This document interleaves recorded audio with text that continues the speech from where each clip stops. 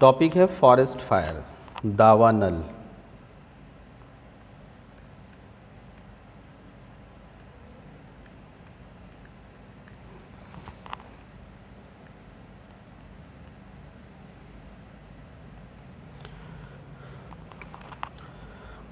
तो हम Indian context में देख रहे हैं, वर्ल्ड में नहीं देख रहे हैं। तो हमारे यहाँ पर भी कुछ क्षेत्र हैं जहाँ पर ये बहुत बड़ी समस्या के रूप में आपका फॉरेस्ट फायर दिखाई देता है। वो क्षेत्र है हमारा वेस्टर्न हिमालय,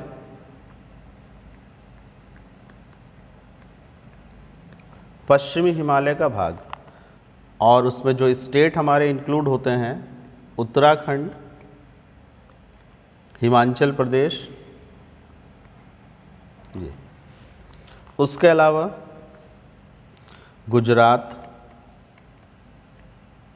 राजस्थान, महाराष्ट्र, यहाँ के जंगलों में भी आग लग जाती है। ठीक है ना, ये क्योंकि ड्राई सीजन चाहिए इसके लिए, तभी तो आग लगेगी। तो वो ड्राई सीजन की अगर बात करें कि मेनली जो है फरवरी से लेकर जून के बीच में, जब मॉइस्चर बहुत कम रहता है, ड्राइनेस रहती है, हल्की सी भी कोई चिंगारी या कोई बात हो जाए जिसकी वजह से फिर ज़्यादातर बहुत सारे उसमें क्या होता है कि पेड़ों के आपस में टकराने से, है ना, किसी वजह से, या कभी जलती हुई बीड़ी, सिगरेट, कोई भी चीज़, है ना, हल्का सा और पूरे में आग लग जाती है। फिर इसको कंट्रोल करना बहुत मुश्किल हो जाता है। क्यों? क्योंकि हवा भी चल रही होती है और लगातार, और इससे सबसे बड़ा लॉस एक तो फॉरेस्ट का डिफॉरेस्टेशन जो हो जाता है, वहाँ जो बायोडाइवर्सिटी है वो लॉस हो जाती है, वहाँ से जो डिफरेंट CO2, है ना, आग लगती है तो उससे जो गैसेस निकलती हैं वो भी इन्वायरमेंट के लिए सबसे ज़्यादा खतरनाक होती हैं। ये बहुत ही ज़्यादा है। ठीक है, तो मेनली जो चीड़ फॉरेस्ट होते हैं, चीड़ वन, चीड़ के पेड़ आप लोगों ने अभी दिखा देता हूँ आप लोग को, या फिर ड्राई डेसिडुअस फॉरेस्ट, शुष्क पतझड़ वन। उससे क्या होता है, पत्तियां गिरती हैं तभी तो उसमें आग लगेगी। अगर सदाबहार वन है तो उसमें आग लगने का कोई टेंशन ही नहीं है। तो ये मान के चलिए कि एवरग्रीन फॉरेस्ट है, तो एवरग्रीन फॉरेस्ट कहाँ पर होगा, जहाँ साल भर बारिश हो रही है, तो वहाँ आग लगने का चांस नहीं है। यानी जहाँ पर आपके डेसिडुअस फॉरेस्ट होंगे या ड्राई सीजन होगा तभी आग लगेगी। ठीक है, आपके जहाँ पर स्पाइंस या कटीले वन पाए जाते हैं, जिनकी लकड़ी भी बहुत जल्दी आग पकड़ लेती है। ठीक है, चीड़ के साथ क्या है, इसमें आपने ट्री वगैरह में देखा होगा ऐसे लैक्टिक, ये बिल्कुल गोंद जैसा निकलता है ना, ऐसे छाल के ऊपर बहते हुए देखा होगा, रेजिन कहते हैं इसको, रेजिन। ये बहुत जल्दी आग पकड़ लेता है और वैसे इसका यूज़ होता है घर वगैरह में। हम लोग के यहाँ पर वार्निश वगैरह करने के लिए, नहीं, वार्निश का नाम सुना होगा आप लोगों ने, वही चीज़ है ये। तो ये बहुत जल्दी आग पकड़ता है, रेजिन।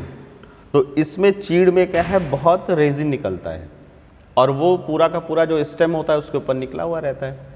तो उस पर अगर हल्का सा भी है तो आग बहुत तेज़ी से, पेट्रोल का काम, एक होता ना, आप ऐसे आग लगाएं लकड़ी में तो बुझ जाती, फिर आप उसमें जब पेट्रोल डाल देते हैं और फिर आग लगाते हैं तो लकड़ी वही हाल यहाँ पे। तो देखिए,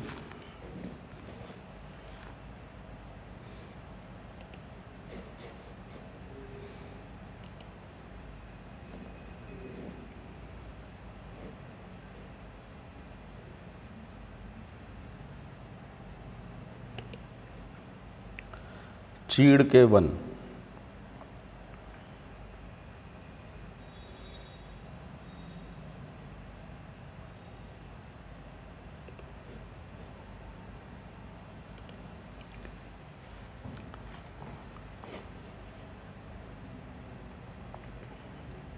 कोनिफर्स है ये आपका, पाइन्स जिसको कहते हैं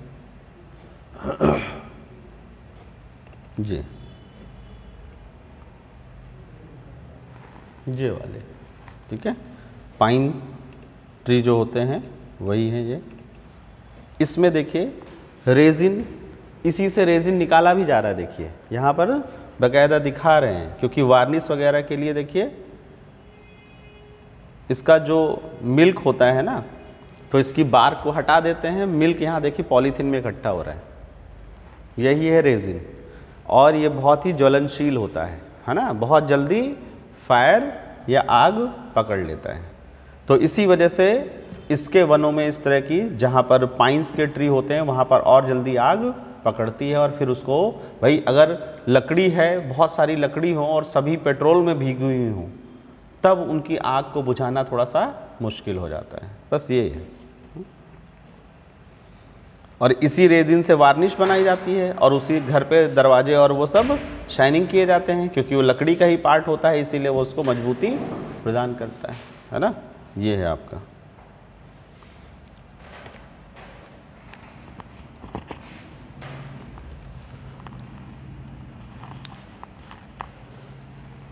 तो इंडिया के कॉन्टेक्स्ट में अगर देखा जाए तो पार्लियामेंट में रिपोर्ट आई थी फॉरेस्ट फायर को लेकर। तो हिमालय में जो पाइन्स फॉरेस्ट हैं, हिमालय में जो चीड़ के वन हैं, पाइन, ठीक है, और सेंट्रल इंडिया, यहाँ पर देखा जाए तो लगातार जो फॉरेस्ट फायर का इंसिडेंट है वो बढ़ता चला जा रहा है।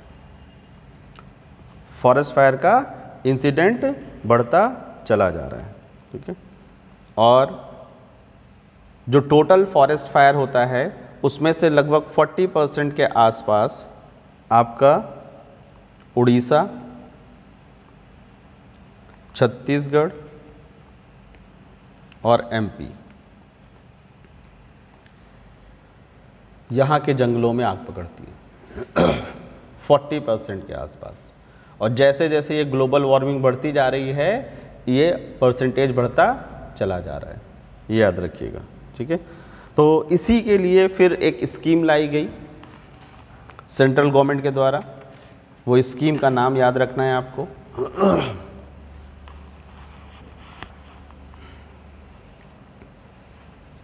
स्कीम का नाम है intensification of forest management scheme. Intensification of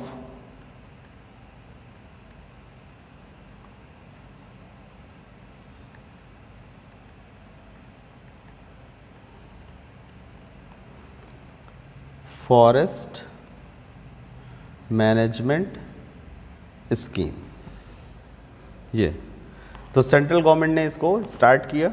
इसमें मेन कंपोनेंट क्या है? सबसे पहला है कि control, manage and control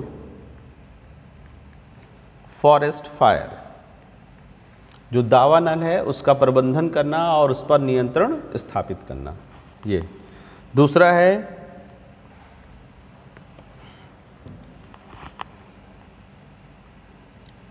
Holi forest, पवित्र वन।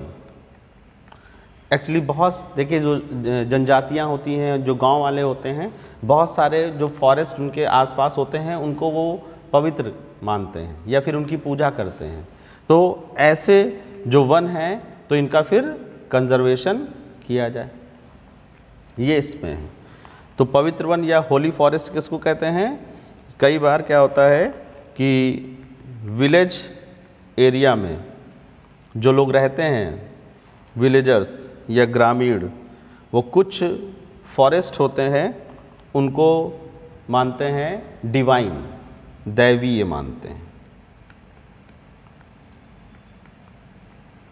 और उनकी पूजा करते हैं। और वहाँ पर फिर सबसे बड़ी चीज़ है कि वहाँ पर कोई लकड़ी भी नहीं काटने जाता है, क्योंकि वो उस वन की ही पूजा करते हैं पूरा। और कहते हैं ना वन देवता, अभी वो भेड़िया मूवी आई थी उसमें देखा था, है ना। तो वहाँ फॉरेस्ट फायर की बात नहीं थी, लेकिन वन देवी वन देवता की बात उसमें सुनने को मिली है ना। और इसीलिए वो जंगलों को काटने के लिए मना कर रहे थे, ये भी तो था, है ना, कि जंगल के देवता नाराज़ हो जाएंगे, ये है। और उसमें दिखाया भी गया है कि एक आत्मा है भेड़िया की, है ना, वो उस एरिया की, उस जंगल की रक्षा कर रही है। भेड़िया पिक्चर में यही तो दिखाया हुआ है ना।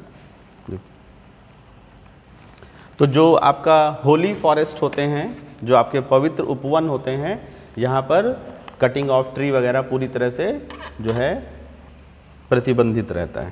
ठीक है, अगला है इसी प्रोग्राम में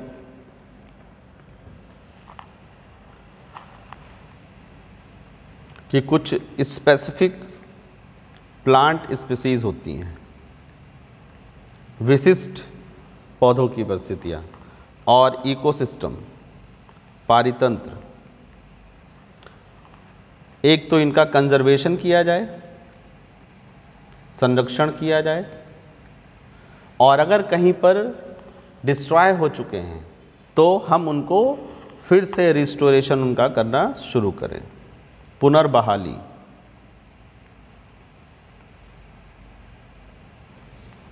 ये इसमें रखा गया है कि कोई इकोसिस्टम अगर कहीं पर डिस्ट्रॉय कर भी गया है तो हम कहीं पर फॉरेस्ट ख़त्म हो गए तो हम फिर से रिफॉरेस्टेशन जैसी चीज़ें करें वहाँ पर। और कुछ स्पीसीज़ होती हैं उनको अटैकर स्पीसीज़ कहते हैं, यानी उनको अगर उगा दीजिए तो फिर वो किसी और चीज़ को उगने नहीं देती हैं। तो यहाँ पर है कंट्रोल यानी नियंत्रण and removal of attacking species, attacking species, क्योंकि ये सब क्या है, किसी एक इकोसिस्टम को पूरी तरह से डिस्ट्रॉय कर देती है। जैसे आपके घर में बागीचा है जिसमें आपने गुलाब गुलाब सब लगाए हुए हैं, उसमें गुड़ाई उड़ाई बंद कर दीजिए, उसमें से घास हटाना बंद कर दीजिए। कुछ समय में घास पूरे उसको ऑक्युपाई कर लेगी और आपके जो बाकी के पौधे हैं वो ख़त्म हो जाएंगे। तो वो अटैकर स्पीसीज कहलाती हैं, जो अपने आगे किसी को भी चलने नहीं देती हैं, है ना। समझ गए कि नहीं। तो हमें क्या करना है, उसको कंट्रोल करना है, रिमूव करना है, ताकि जो इकोसिस्टम है वो डिस्ट्रॉय ना होने पाए। और है इस स्कीम में जो बैम्बू फॉरेस्ट होते हैं,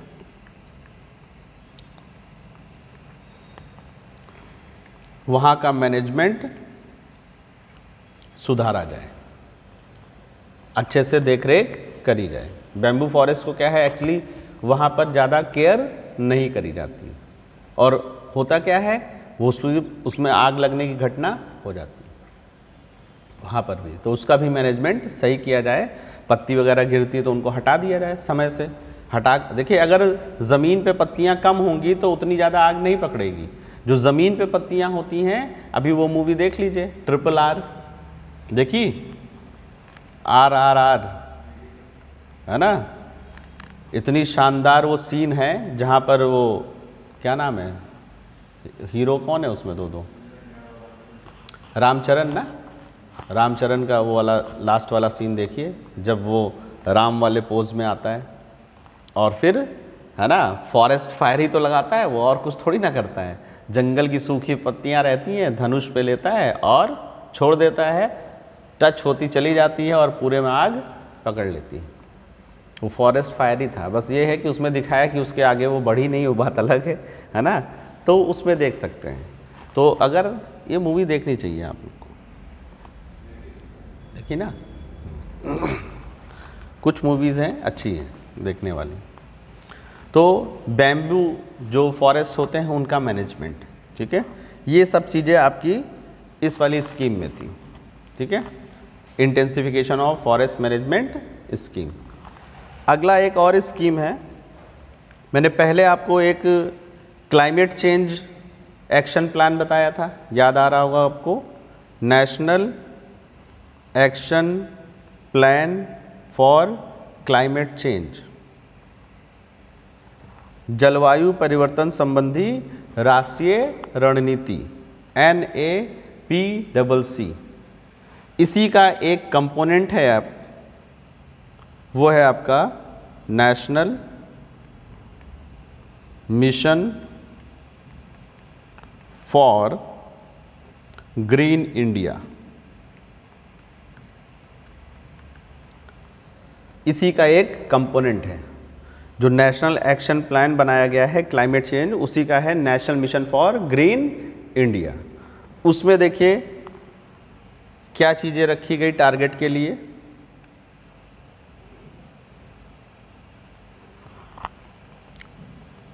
$5 मिलियन कह सकते हैं या फिर 50 लाख, दोनों का मतलब एक ही है, मिलियन आपका है ना, हेक्टेयर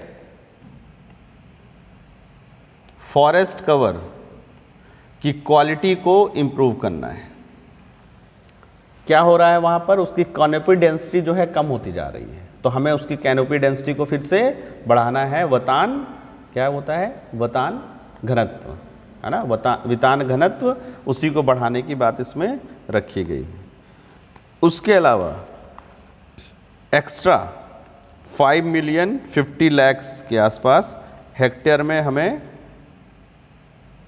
एक्सपेंशन ऑफ फॉरेस्ट करना है और बढ़ाना है। जो लैंड पड़े हुए हैं और यूज़ नहीं हो रहे हैं वहाँ पर हमें जो है फॉरेस्टेशन फिर से करना है, वहाँ पर और ज़्यादा कितना है, कितना 50 लाख हेक्टेयर या 5 million hectare.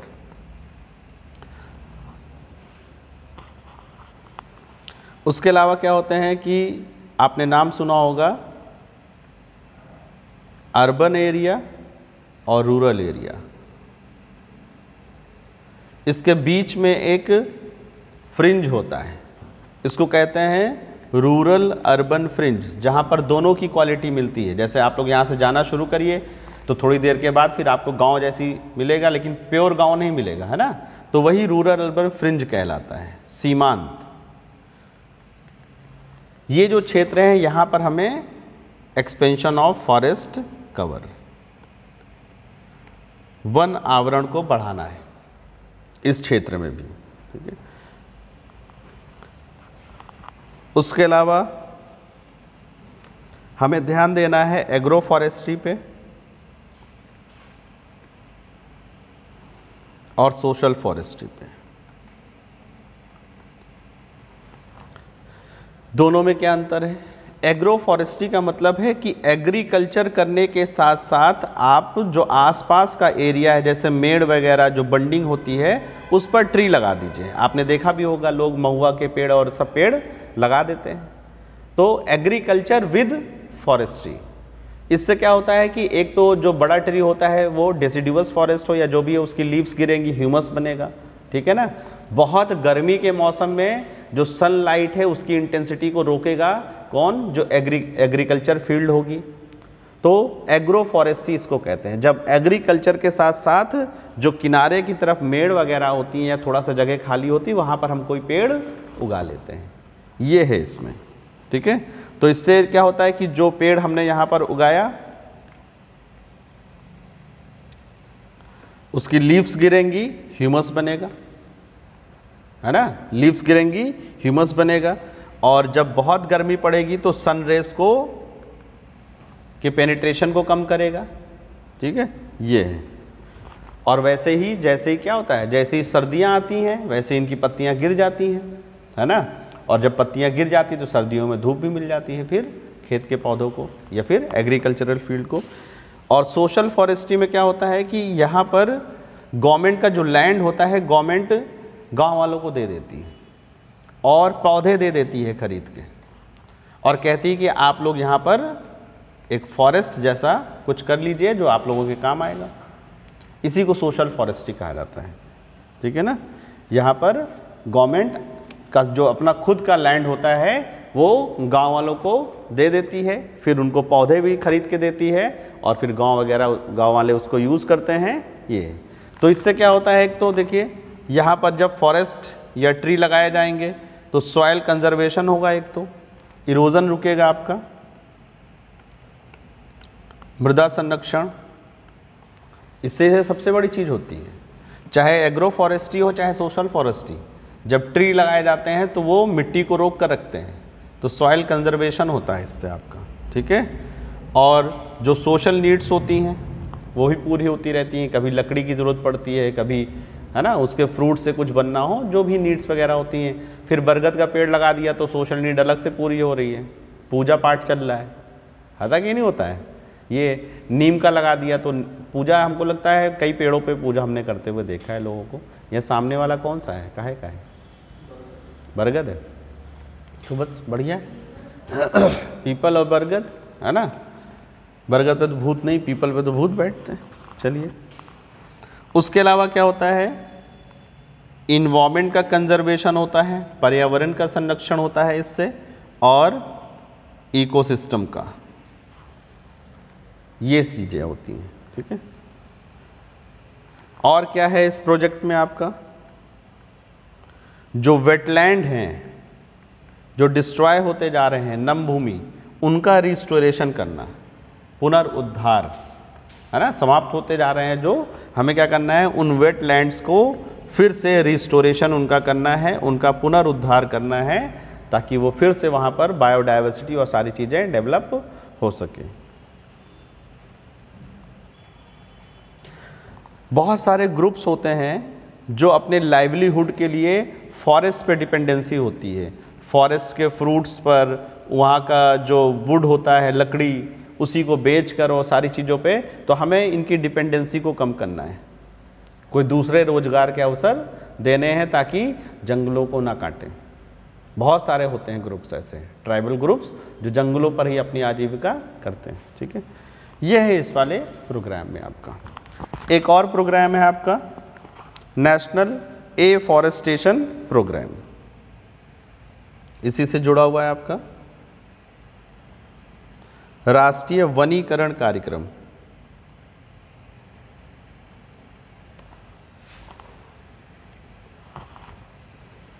National afforestation programme, nap, राष्ट्रीय वनीकरण कार्यक्रम, राष्ट्रीय वनीकरण कार्यक्रम, ठीक है। तो एक बोर्ड है हमारे यहाँ पर, NAEB, national afforestation and eco development board, national afforestation and eco development board, वही इस प्रोग्राम को चला रहा है आपका। राष्ट्रीय वनीकरण कार्यक्रम जो है वही इसको चला रहा है, और इसके लिए पीपल्स पार्टिसिपेशन को भी उसने ध्यान दिया है, जन सहभागिता, उनके माध्यम से ये है। इसको 3 लेवल पे चलाया जा रहा है, त्रिस्तरीय, 3 लेयर। स्टेट लेवल पर इसको देखने के लिए राज्य के स्तर पर आपकी है स्टेट फॉरेस्ट डेवलपमेंट एजेंसी,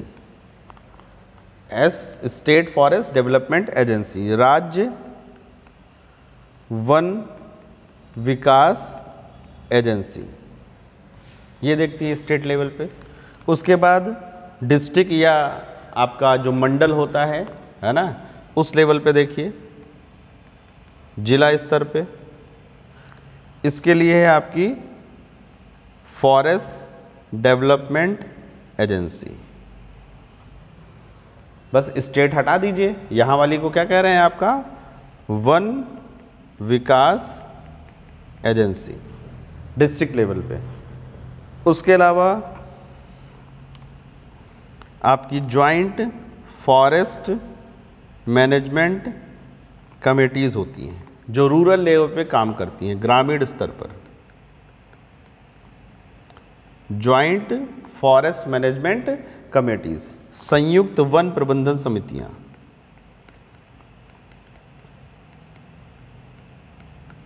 संयुक्त वन प्रबंधन समितियां, joint forest management committees, 3 level पर ये है, ठीक है।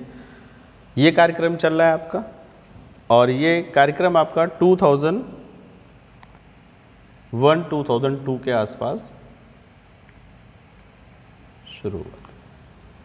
उसके अलावा देखिए, ग्रीन हाउस गैस के इमिशन को कम करने के लिए, कंट्रोल करने के लिए भी प्रोग्राम चल रहा है और वो फॉरेस्टेशन से जुड़ा हुआ है और वो कई बार पूछा जा चुका है। रेड और red plus,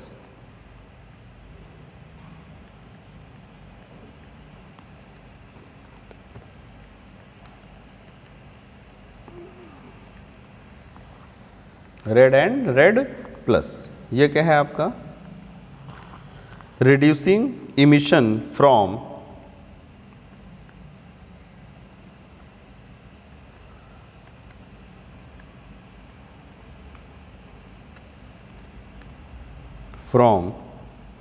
deforestation and forest degradation, deforestation and forest degradation, यानी वनों के कटाव से और वनों के निम्नीकरण से होता क्या है कि जब वन काट दिए जाते हैं तो जितनी CO2 को एब्जॉर्ब करने वाले थे वो अब नहीं होगी एब्जॉर्ब, जितनी ग्रीन हाउस गैसेस को एब्जॉर्ब करने वाले थे अब नहीं होगी, तो इससे भी तो परसेंटेज बढ़ रहा है ना भाई। लगातार CO2 जो निकल रही है उसको एब्जॉर्ब करने का काम कौन करते हैं? प्लांट्स। अगर प्लांट्स, तो डिफॉरेस्टेशन करने से क्या होता है कि वो CO2 का लेवल भी एक्स्ट्रा बढ़ जाता है जो वो वाले ट्री एब्जॉर्ब करने वाले थे, तो उसी को रोकने का काम है इसमें, इस प्रोग्राम में। क्योंकि मान लीजिए कोई एक ट्री है, वो हर साल 1 टन कार्बन डाइऑक्साइड एब्जॉर्ब कर लेता है, अगर उस पेड़ को काट देंगे तो अब वो एब्जॉर्प्शन ना होकर वो इन्वायरमेंट में पड़ी रहेगी, तो CO2 का लेवल तो इससे भी बढ़ रहा है। 2 तरीके से बढ़ रहा है, इमिशन भी बढ़ रहा है और रीअब्जॉर्प्शन कम होता जा रहा है, 2 तरीके से बढ़ रहा है, ये भी याद रखिएगा, है ना। ठीक है, तो ये प्रोग्राम आया कहाँ से? तो इन्वायरमेंट से जुड़ा हुआ, मैंने यूनाइटेड नेशन का आपको बताया था, United nation framework convention on climate change. इनकी जो मीटिंग होती है, इसमें जो कंट्री पार्ट करते हैं उनको कहा जाता है पार्टीज, और इनकी मीटिंग को कहा जाता है कॉन्फ्रेंस ऑफ पार्टीज।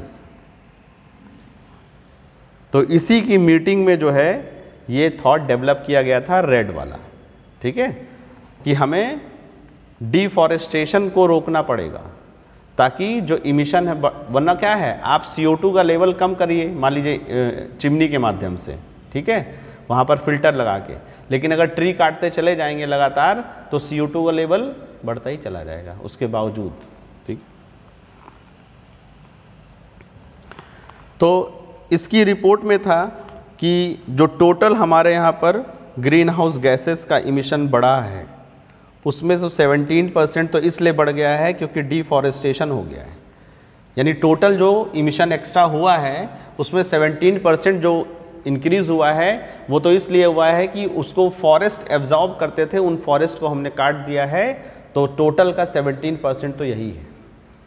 तो लगातार अगर हम पेड़ काटते रहेंगे तो ये वाला तो बढ़ता ही रहेगा ना हमेशा, तो हमें डिफॉरेस्टेशन को भी रोकना होगा हर हाल में। ठीक है, तो डिफॉरेस्टेशन और सबसे ज़्यादा CO2 का इमिशन होता है आपका एनर्जी सेक्टर से, थर्मल पावर प्लांट्स वगैरह से। तो थर्मल पावर प्लांट के बाद सेकंड नंबर पर कहीं से CO2 का परसेंटेज अगर बढ़ रहा है तो वो डिफॉरेस्टेशन है। डिफॉरेस्टेशन की वजह से जितना CO2 एब्जॉर्ब नहीं हो पा रहा है वो सब का सब इन्वायरमेंट में रह जाता है। तो इंक्रीमेंट या इंक्रीज जो हो रहा है कार्बन डाइऑक्साइड के परसेंटेज में, उसका एक बहुत बड़ा कारण डिफॉरेस्टेशन है। 17% इंक्रीज तो केवल इसी वजह से हो गया है, ये इसकी रिपोर्ट में कहा गया है, और इसी वजह से ये प्रोग्राम लाया गया। इसमें क्या है देखिए,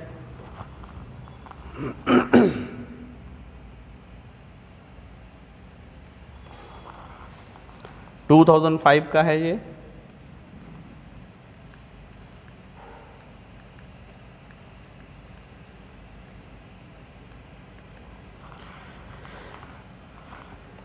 इसमें क्या है कि देखिए जो आपके ट्री होते हैं वो कार्बन एब्जॉर्ब कर लेते हैं CO2, है ना। तो जो स्टोर्ड कार्बन है इनके पास, इसी को वैल्यू दिया जाता है और बोला जाता है कि आप इसको किसी को बेच सकते हैं इमिशन में। जैसे होता है ना, हर कंट्री का अलग अलग टारगेट दिया जाता है। जैसे इंडिया को टारगेट दिया गया कि आप हर साल 100 टन CO2 का इमिशन कर सकते हैं, ठीक है। तो हमने उसमें से सिर्फ 50 किया, तो बाकी का जो 50 बचा है हम किसी दूसरे को बेच सकते हैं, जिसे कार्बन ट्रेडिंग कहते हैं, हमने बताया था। तो जितना ज़्यादा आप फॉरेस्ट, तो ये होगा कि फॉरेस्ट में कार्बन की वैल्यू निकाली जाएगी कि आपके इस फॉरेस्ट से कितना CO2 एब्जॉर्ब हो रहा है हर साल। तो उसका पैसा बताया जाएगा कि देखिए इतने हज़ार, इतने लाख रुपए की CO2 तो आपने इसी से एब्जॉर्ब कर ली और आपका इतना पैसा बच गया दूसरी तरीकों से CO2 को कम करने में।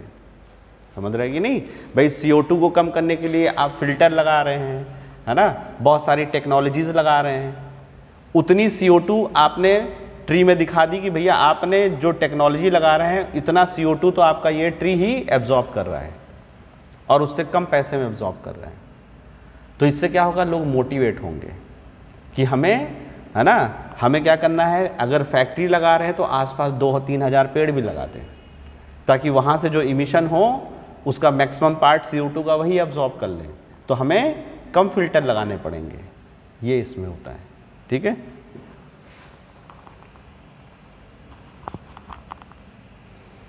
तो इससे क्या होता है कि जो डेवलपिंग कंट्रीज़ है, क्योंकि डेवलपिंग कंट्रीज़ या विकासशील देश जैसे भारत हैं, इनको ही छूट मिली हुई है कि भैया आपको विकास करना है और आप अभी जो है कोयले का थर्मल पावर प्लांट को बंद नहीं करेंगे।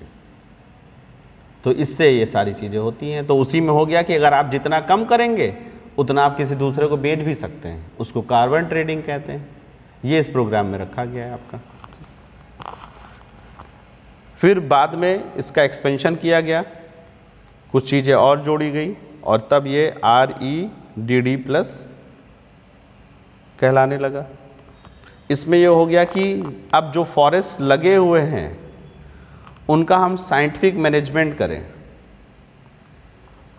यानी कि लॉस ना होने पाए, ऐसा मैनेजमेंट करें कि फॉरेस्ट फायर ना लगने पाए और उससे बहुत सारी इकोनॉमिक एक्टिविटीज़ की चीज़ें, रिसोर्सेज अगर हैं तो हम उनका यूज़ भी कर लें और फॉरेस्ट भी बना रहे। तो अब अगले उसमें था कि जो फॉरेस्ट हैं भी उनका हम लोग साइंटिफिक मैनेजमेंट, वैज्ञानिक प्रबंधन करें।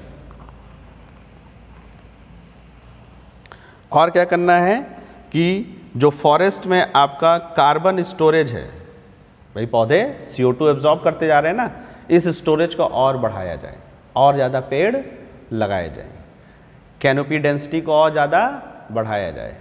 ये चीज़ सेकेंड वाले में कर दिया गया, ठीक है ना।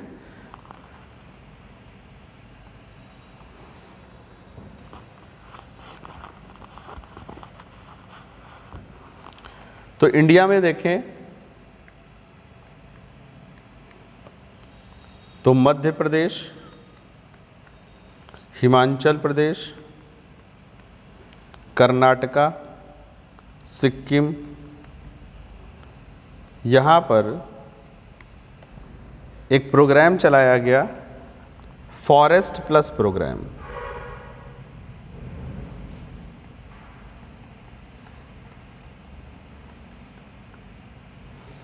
और इसमें हेल्प किसने किया, यूनाइटेड नेशन की एजेंसी है USAID, United state agency for international development, United state agency for international development, इसके हेल्प से चलाया जा रहा है, ठीक है।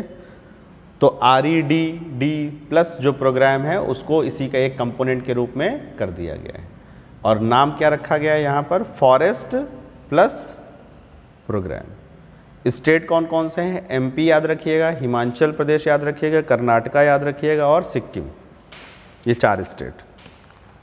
ये आपका फॉरेस्ट का हो गया, ठीक है।